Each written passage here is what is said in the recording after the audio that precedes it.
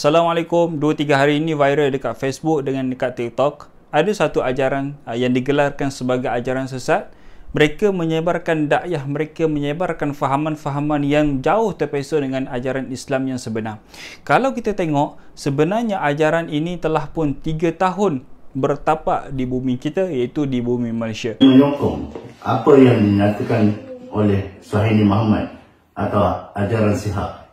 Saya bersetuju bahawa Nabi Muhammad memegang jawatan Allah dan Allah itu adalah Nabi Muhammad sallallahu alaihi wasallam. Dan Allah itu sebenarnya kata nama. Ia tidak berjirim, tidak berjisim. Ialah nama tidak boleh lihat, tidak boleh disentuh, kan? Kecuali Tuhan mempunyai nama, mempunyai berat, mempunyai dimensi, tapi tidak pada nama, tidak mempunyai dimensi. Dan sesuailah yang dinyatakan oleh Allah dalam Al-Quran dan dinyatakan oleh Nabi Muhammad dalam hadis, sungguhnya Allah itu tidak bertempat, tidak berjirim dan tidak berjisim. Nabi Muhammad tidak beranak dan tidak diperanakkan. Nabi Muhammad tidak makan, tidak tidur. Apa yang dipertontonkan Nabi Muhammad SAW kepada kita, macam makan, kahwin, tidur dan aktiviti manusia biasa, itu semuanya lakonan semata-mata. Sebenarnya Nabi Muhammad ni dia nak mengajak umatnya dengan mempertontonkan suri teladan yang paling sempurna daripada dirinya sendiri sebagai pencipta yang menciptakan manusia dan seluruh alam. Mana mungkin suri teladan yang paling baik, lengkap dan sempurna diajarkan oleh manusia yang sama diciptakan oleh Allah, melainkan Nabi Muhammad itu sendiri adalah Allah.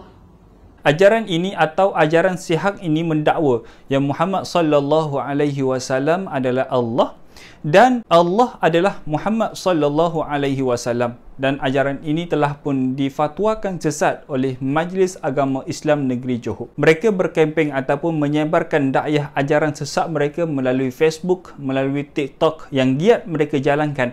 Kenapa dua platform ini dipilih? Ada setengah kajian mengatakan Facebook adalah kerana target mereka adalah mereka-mereka yang berusia yang nakkan kepada ilmu agama. Lalu bila mana mereka tengok di laman sosial mereka di Facebook, maka mereka akan terus follow dan ikuti majlis mereka. Kalau di TikTok, mereka inginkan kepada anak-anak muda yang mana dahagakan kepada ilmu tanpa melihat siapa yang memberi ilmu, maka mereka akan terus tergoda dengan ajaran yang sebegitu. Sebenarnya ajaran ini telah pun giat aktif sejak 3 tahun yang lalu di bumi negara kita, itu di Malaysia. Dan pengasas yang dikatakan adalah Sayyidina Muhammad yang dikatakan telah pun melarikan diri ke luar negara. Ajaran sesat ini mereka mengatakan, mereka menyangka yang agama mereka adalah agama yang betul dan agama yang diamalkan oleh kita semua adalah agama yang salah. Bayangkan di bumi Malaysia ramai orang Islam, hanya beberapa golongan sahaja yang mereka menyangka, contoh 10 ahli mereka menyangka 10 ahli mereka adalah kebenaran, yang selebihnya 95%, 99% rakyat Malaysia yang beragama Islam semua mengamalkan ajaran sesat. Sedangkan fahaman mereka lah yang bercanggah dengan Al-Quran dan Al-Sunnah dan ajaran Islam yang sebenar. Sebab itulah firman Allah Subhanahu wa taala dalam Al-Quran, "Qul innama ana basyarum mislukum yuha," kata Allah Subhanahu wa taala. Katakan wahai Muhammad kepada umat kamu. Maka Nabi pun bagi tahu kepada kita semua dan bagi tahu kepada para sahabat, sesungguhnya aku ni hanyalah manusia seperti kalian dan yang telah menerima wahyu bahawa sesungguhnya Tuhan adalah Tuhan yang Maha Esa.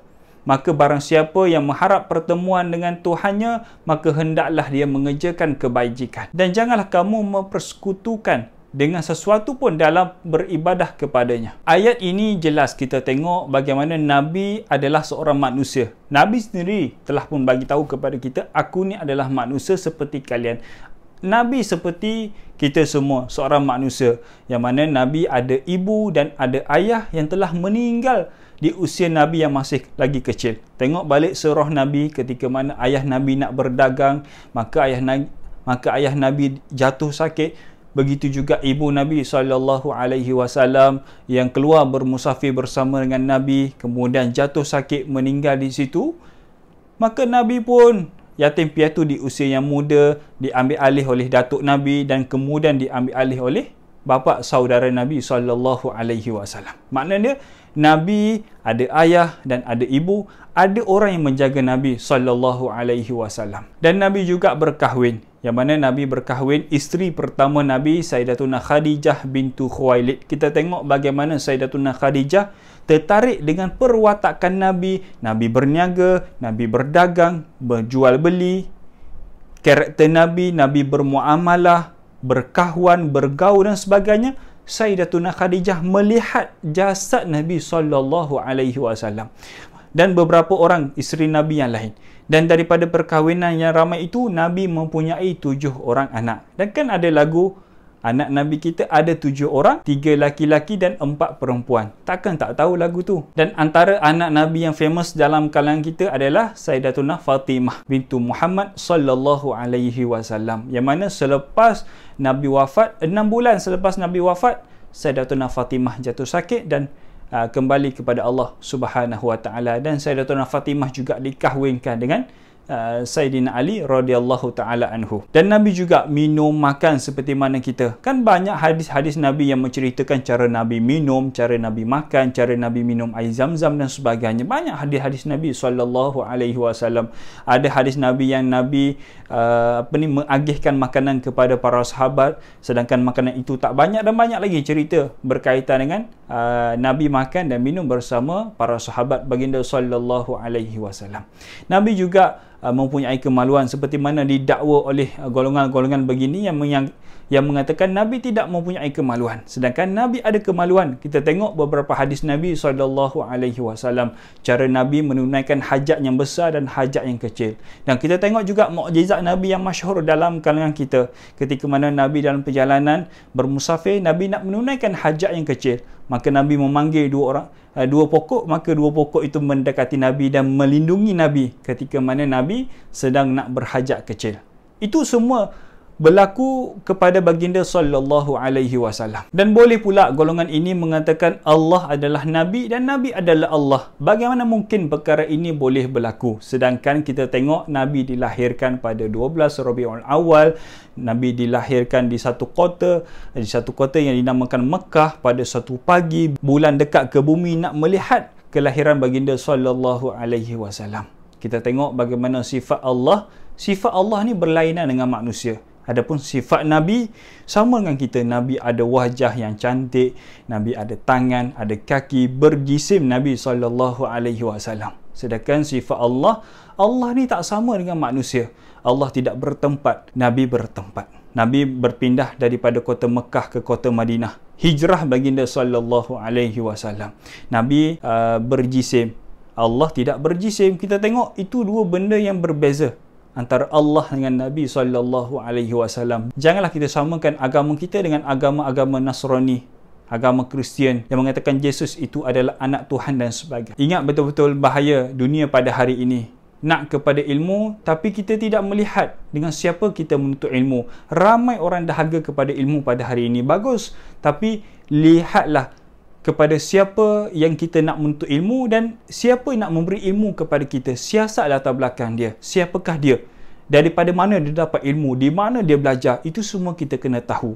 Jangan kita menuntut ilmu secara berbabi buta. Kerana ulama-ulama dulu, bila mana mereka nak memilih guru-guru mereka, ulama dulu mengkaji betul-betul siapakah guru mereka, di manakah guru mereka belajar, dengan guru mana mereka belajar, siapakah anak-anak muridnya, bagaimana fahaman dia, bilakah waktu dia belajar. Semua itu dititik beratkan oleh ulama-ulama dulu. Khususnya Imam Syafi'i yang kita boleh dekat dengan kita. Imam Syafi'i siasat dulu siapakah guru-gurunya, baru dia pergi belajar dengan guru tersebut. Bukan tanda kita nak memilih ulama, tidak, tapi kita kena tahu siapakah guru yang kita akan dapat ilmu daripada dia. Dan fahaman ini kita tengok target mereka tak lain tak bukan adalah anak muda. Jadi kepada ibu dan ayah yang ada anak-anak mereka dekat rumah, perhatikan betul-betul anak-anak kalian. Jangan sampai anak-anak kalian berada dengan kita baik, solat dengan kita baik, tiba-tiba masuk dalam bilik, layan video-video ajaran-ajaran sesat yang diamalkan, yang diajarkan, yang disebarkan oleh fahaman-fahaman yang sesat. Berhati-hati. Bawa anak-anak kita ke majlis ilmu,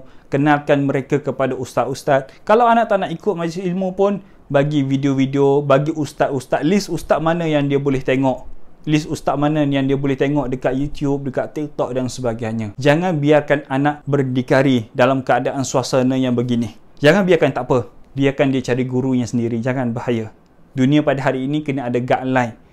Bagi tahu kepada anak, anak, nak menuntut ilmu, nak tengok video, tengoklah video ustaz-ustaz ini sahaja. Selain daripada itu, tak payah. Bagi guideline kepada anak. Kerana anak muda pada hari ini tak sama dengan anak muda yang dahulu. Yang dahulu memang struggle kita nak cari majlis ilmu, struggle kita nak cari ustaz-ustaz, guru-guru yang kita boleh menuntut ilmu. Tapi hari ini lain. Dalam bilik boleh tengok majlis ilmu, duduk atas katil boleh tengok majlis ilmu, kan? Banyak tempat yang kita boleh tengok majlis ilmu. Maka guide lah anak kita dengan sebaik mungkin.